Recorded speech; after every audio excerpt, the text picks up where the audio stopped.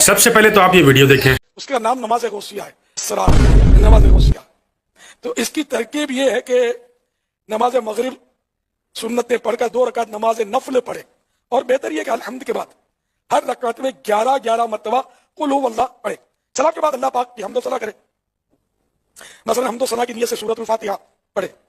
پھر نبی صلی اللہ علیہ وسلم پر 11 بار درود و سلام عرض کرے، اور 11 بار یہ کہے یا رسول اللہ یا نبی اللہ اغثنی وامددنی فی قضاء حاجتی یا قاضی الحاجات. پھر عراق کے ڈائریکشن میں، جس میں بغداد شریف ہے، عراق کی جانب 11 قدم چلے، اور ہر قدم پر یہ کہے یا غوث الثقلین یا کریم الطرفین اغثنی وامددنی فی قضاء حاجتی یا قاضی الحاجات. یعنی اے جنوں انسانوں کے فریاد رس، اور اے دونوں طرف یعنی ماں باپ دونوں ہی کی جانب سے بزرگ، میری فریاد کو پہنچیے اور میری مدد کیجیے، میری حاجت میری ضرورت پوری ہونے میں، اے ضرورتوں کے پورا کرنے والے. آپ نے اور ہم نے نماز پیغمبری تو سنی تھی، مگر یہ اب آپ اپنے کانوں سے خود ملاحظہ فرما رہے ہیں کہ نماز غوثیہ بھی آ گئی ہے. نماز پیغمبری جو نسل در نسل ہر پیغمبر پڑھتے آ رہے تھے، وہ آپ نے سنی بھی ہے، اور الحمدللہ ہم وہ پڑھتے بھی ہیں. لیکن اب نماز غوثیہ آ چکی ہے. اگر ابھی بھی آپ لوگ چپ بیٹھے رہے نا، تو میری بات یاد رکھیے گا کہ نماز عطاریہ بھی آئی بھی ہے. ابھی بھی اگر آپ لوگوں نے چپ بیٹھنا ہے تو آپ چپ بیٹھیے، کوئی مسئلے والی بات نہیں ہے. لیکن یاد رکھیے گا، اللہ تعالیٰ جس طرح سے آپ کے خرچ کیے ہوئے مال کے حوالے سے پوچھے گا نا، اسی طرح سے اللہ تعالیٰ نے جتنی آپ کو مہلت دی، جتنی آپ کو زندگی دی، اللہ اس کے متعلق بھی آپ سے پوچھے گا کہ جب نماز پیغمبری ہی در حقیقت وہ نماز تھی جو رسول اللہ صلی اللہ علیہ وآلہ وسلم نے ہم تک پہنچائی، تو آپ اس میں نماز غوثیہ ایڈ کر رہے ہیں. آپ لوگوں کو یہ سکھاتے پھر رہے ہیں. کہے گا ولی کامل، آپ کو نہیں پتا کہ یہ چیز اللہ کو ناپسند ہے؟ آپ کو نہیں پتا کہ اللہ تعالیٰ کو ناپسند ہے کہ اس کے علاوہ کوئی کسی کو پکارے؟ نبیوں کے طریقے پہ نماز پڑھیے، یہ ضرور ہے، مگر انہوں نے خود سے کوئی نماز ایجاد کی ہو، ایسی چیز آج تک آپ نے نہ سنی ہوگی، نہ ہی یہ چیز موجود ہے.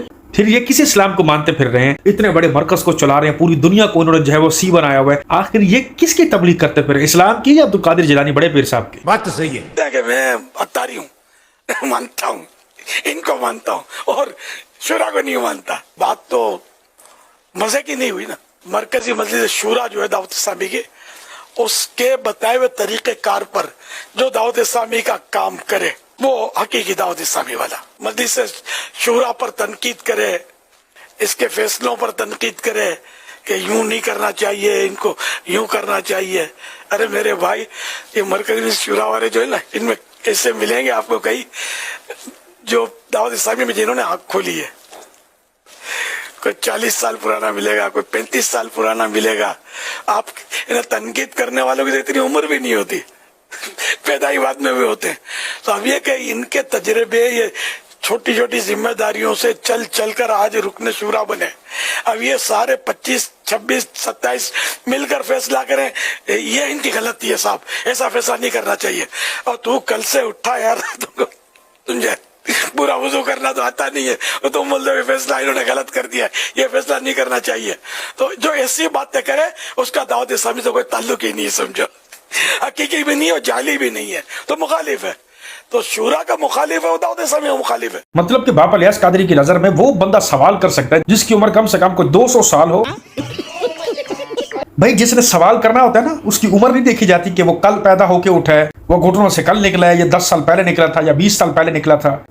اب ایک بندے کی عمر 60 سال ہے، وہ بول رہا ہے کہ 2 جمع 2 جو ہوتے ہیں 6 ہوتے ہیں. ٹھیک ہے، ساری زندگی وہ پڑھا بھی ہے، لیکن ایک عمر کا ٹائم ایسا آتا ہے، ایسا حصہ آتا ہے کہ دماغ جو ہے وہ بغلول ہو جاتا ہے. اب وہ بندہ بول رہا ہے 2 جمع 2 6 ہوتے ہیں. ہم اسے کہیں کہ اگر اس پر تم نے بات کی تو تم یہ سوچ لو کہ 60 سال پہلے تو تمہارا نام و نشانی نہیں تھا، تم تو 15 سال پہلے پیدا ہوئے. اور وہ یہ بول رہا ہے کہ بھائی 2 جمع 2 4 ہوتے ہیں، میں تو اتنا بول رہا ہوں، اس میں میرا پہلے پیدا ہونے یا بعد میں پیدا ہونے کا کیا فرق ہے؟ جو چاہتے ہیں کہ الیاس قادری کے ساتھ سارے معاملات ہوں، تو اس کے لیے آپ کو یہ جتنے لال داڑھی والے ہیں نا ماشاءاللہ سے، تو آپ کو ان کو ماننا پڑے گا، اپنی عقل کے گھوڑے ان پر نہیں دوڑانے. ٹھیک ہو گیا؟ کیونکہ یہ آپ سے بہت پہلے پیدا ہوئے ہیں. آپ جو ہے وہ سب سے بڑے سی ہیں کہ آپ 15 دن پہلے پیدا ہوئے ہیں یا 15 سال پہلے پیدا ہوئے ہیں، اور ان کو پیدا ہوئے 60 سال ہو چکے ہیں. ٹھیک ہو گیا؟ یہ بات اپنی کھوپڑی میں اچھی طرح ڈال لینی، نہیں تو میں پھر بتا دوں گا اچھی طرح.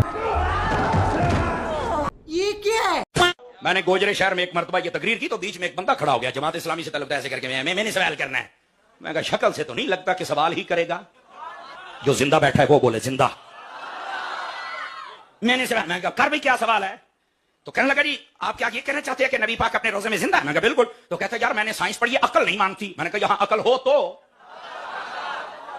تو میں نے کہا بتا تیری عقل کیوں نہیں مانتی؟ کہتا دیکھو نا قبر کے اندر کوئی سوراخ ہے. اور میں نے کہا یار یہ پہیلیاں نہ ڈال, بات کھول.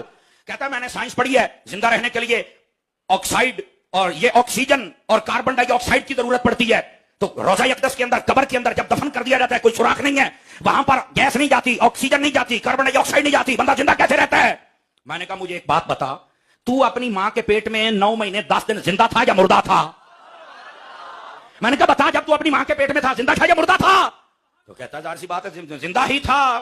تو میں نے کہا بتا آپ کو آکسیجن اور کاربن ڈائی آکسائڈ کہاں سے جاتی تھی؟ آپ تو ہزاروں پردوں میں لپٹے ہوئے تھے, ایک پردہ پھٹ جائے تو بچہ بھر جاتا ہے. ابھی چل میڈیکل ڈاکٹر کے پاس, یہی بات ہے. کیسے زندہ رہا؟ کہتا نہیں مولانا وہ رب کی قدرت ہے. اب میں کہا چھوڑیا جیڑا رب تیرے واسطے قانون بنا سکتا ہے مصطفیٰ واسطے روزے چ نہیں بنا سکتا. بہت نازک صورتحال ہے اور اللہ تبارک و تعالی کی مشین جی کوئی لائی مت بٹانا ہے.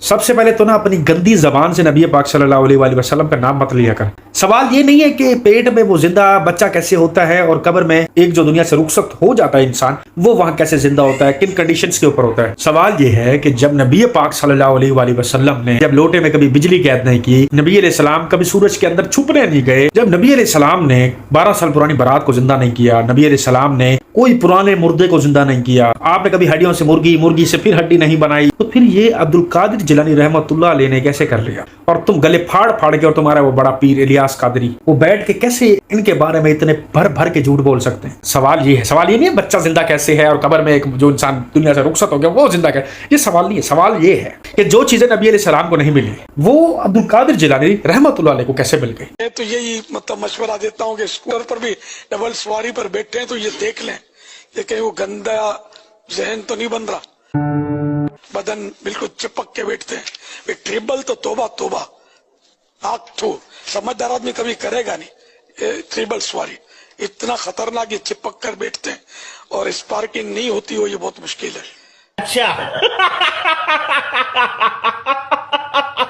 اب جتنے بھی الیاس قادری کو بڑا پیر مانتے ہیں اور پیر اعظم مانتے ہیں اور پتہ نہیں کیا کچھ مانتے ہیں, امیر اہل سنت, کیا ایک پیر کو, کیا ایک ولی کامل کو اس طرح کی لینگویج زیب دیتی ہے؟ آپ لوگ سمجھدار ہیں, مجھے بتانے کی ضرورت نہیں ہے کہ وہ پلگ کس کو کہہ رہے ہیں, وہ شارٹ ہونا کس کو کہا جا رہا ہے, یہ تمام چیزیں آپ کو معلوم ہے کہ کراچی والوں کی لدھی زبان ہے. جو کہ میرے کراچی کے میچور بھائی دیکھ رہے ہوں گے نا, ان کو پتا ہے کہ اس طرح کی لینگویج کون استعمال کرتے ہیں. ایک پیر کو اس طرح کی نازیبا زبان کا استعمال کرنا, ایسی کرسی پہ بیٹھ کے جس کو ممبر رسول کہا جاتا ہے اور کروڑوں اربوں لوگ دیکھ رہے ہیں, تو اس طرح کی چیزیں ایک ولی کامل کو زیب دیتی ہیں. اس چیز کا ذرا مجھے جواب ضرور دینا ہے آپ لوگوں نے. الیاس قادری کے پٹھو حضرت امیر اہل سنت آپ کے والد گرامی قدر کے بارے میں آپ کے خالو جان کہتے ہیں کہ آپ حضور غوث اعظم رضی اللہ تعالی عنہ آپ کے دیوانے بھی تھے اور قصیدہ غوثیہ کے عامل تھے.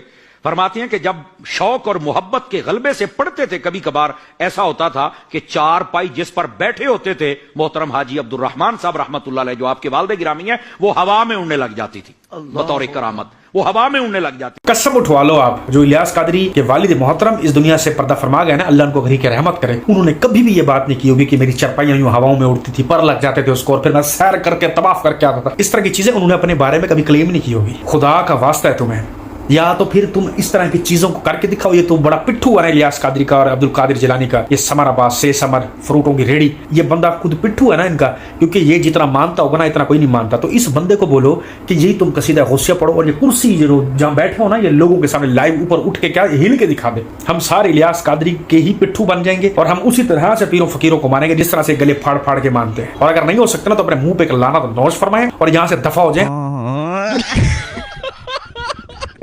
تو خیر یہ ویڈیوز یہاں تک تھی, امید کرتا ہوں کہ آپ کو تمام ایکسپلینیشن پسند آئی ہوں گی. اپنا رکھیے گا بہت سارا خیال, دیجیے گا. ٹیک کو اجازت, اللہ حافظ.